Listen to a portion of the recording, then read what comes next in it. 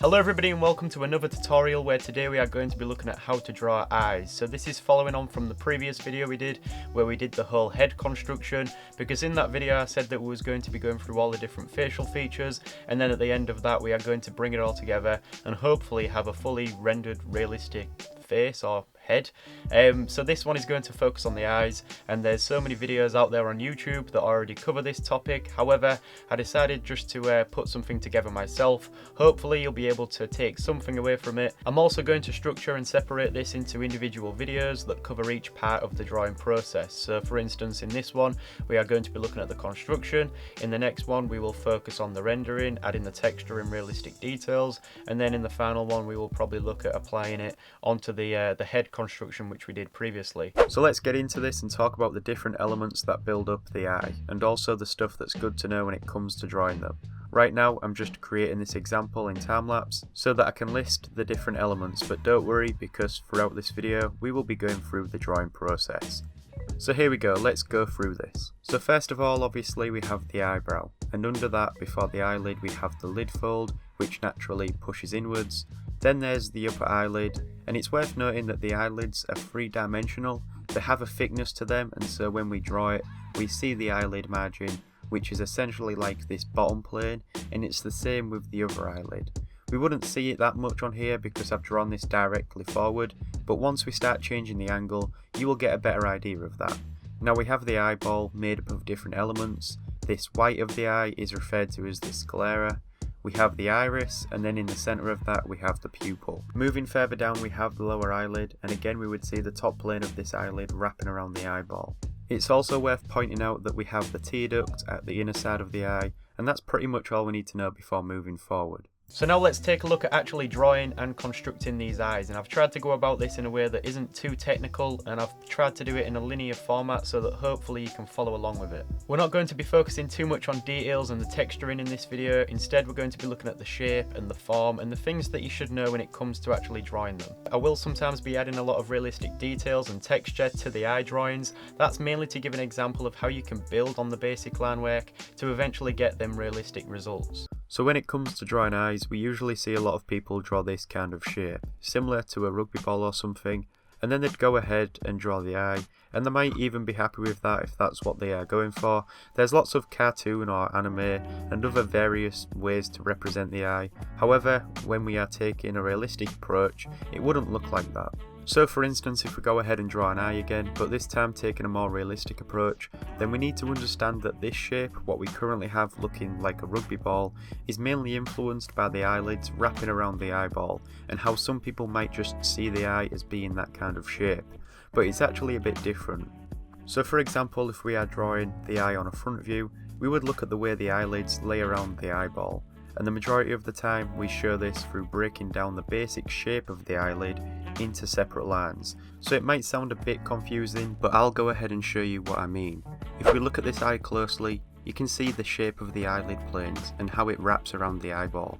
What we need to recognise is the subtle angles of the eyelids that allow it to do this.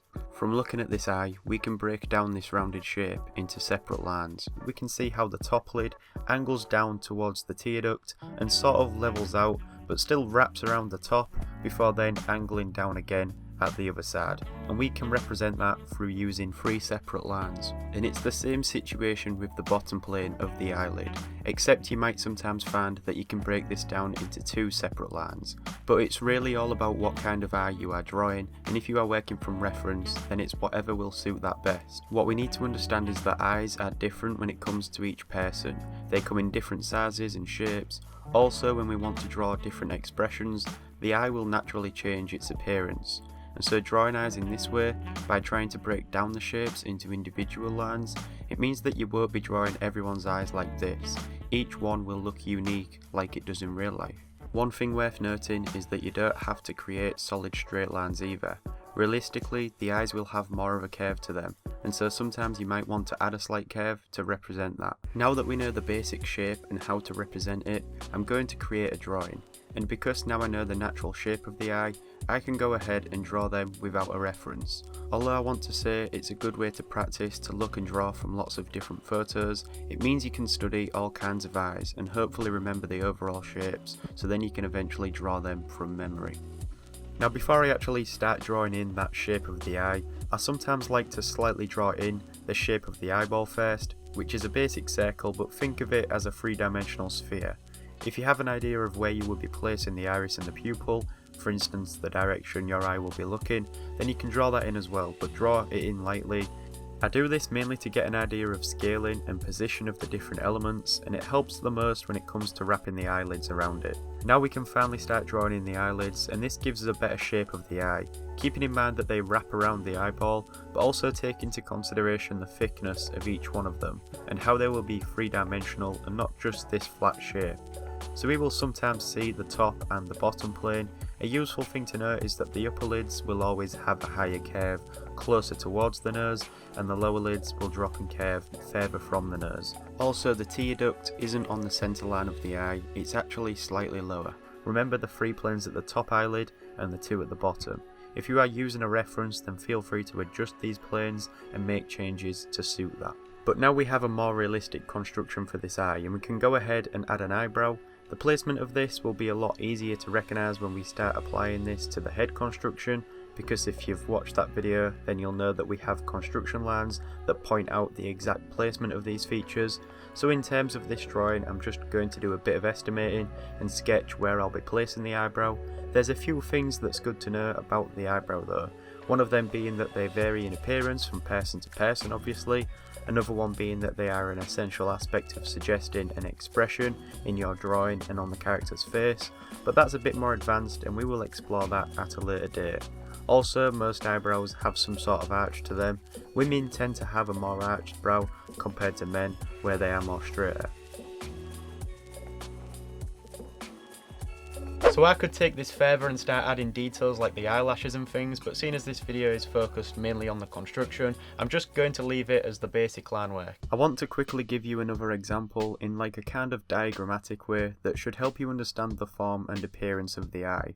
It should give you a better idea of how the eyelids wrap around the eyeball, and also how they are three-dimensional. The top and bottom plane of the eyelids help indicate that, and this is a lot more emphasised, but I hope it makes it more clear. So now let's take a look at this from a side view. I also want to mention the fact that we only see about a quarter of the eyeball between the eyelids, so keep that in mind when drawing.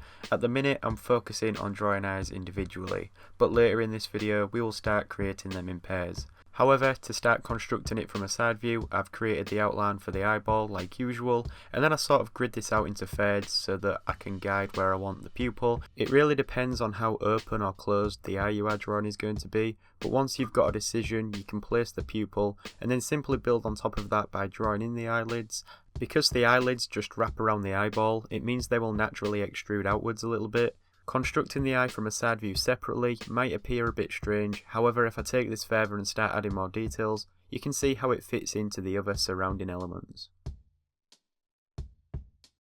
Now what I'm going to do is give you a few more examples by drawing eyes at different angles, so using the same technique which involves firstly drawing in a rough sphere, and that will give us an idea of the eyeball. You should already know where you want your eye to be looking, so you can roughly place the iris in the pupil. Now the tricky part is to wrap the eyelids around this, keeping in mind that in these examples I'm using 3 planes for the top eyelid and 2 for the bottom. I've also shown the eyelid margin, and this is made a bit more obvious so you can see what I'm doing. Although this looks quite geometric at the moment, if I was to build on top of these, they'd start to look more natural and realistic. I don't usually stick to the rough outline of the eyeball. A lot of the time I make decisions based on the position of the pupil and the iris. The main thing to focus on at this stage is showing how the eyelid is placed over the eyeball. In the next part we are going to be looking at applying texture and details, and so you'll soon see these basic line drawings come to life.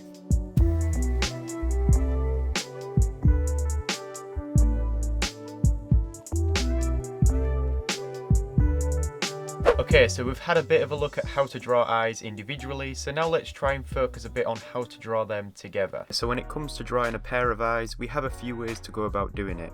We could go ahead and draw both eyes simultaneously, or we could draw one and then the other. I think it's best and probably more easier to draw them at the same time. That way you can make adjustments at the same time and also make sure they are always looking correctly.